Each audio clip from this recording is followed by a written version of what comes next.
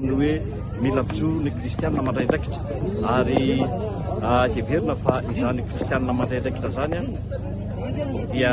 hijoro manerana any Madagasikara. Tafatsangana ny teto amin'ny synodam-paritany Tsirono Malidy miaraka amin'ireo synodam-ba distrika maro samihafa dia manentana antsika rehetrarehetra ry havana handray anjara ho amin'izany fandraisana anjara eo anivon'ny ankohonana, eo anivon'ny fiangonana, eo anivon'ny fiarahamonina satria izay mahafirenena ny firenena. Heverina fa zava-dehibe ankehitriny ny fananana kristianina mijoro satria maro loatra ny zavatra takian'ny firenena ankehitriny araka ny efatra ny président synodaly teo ry havana dia mazava be ny amin'ny hoe ny fijoroan'ny kristianina ihany no afaka manavitra ny firenena. Koa heverina fa izany afatra izay nampitany androany zany hatramin'ny omaly dia voaraintsika eto anivon'ny synodam-paritany Tsirono Malidy eny ho antsika eo anivon'ny FJKM,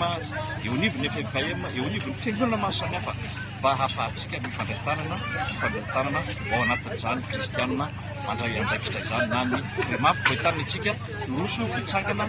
ary indrindradrindra hirotsaka ao anatin'izany remafy na kristianina mandray andraikitra eto amin'ny firenena izany.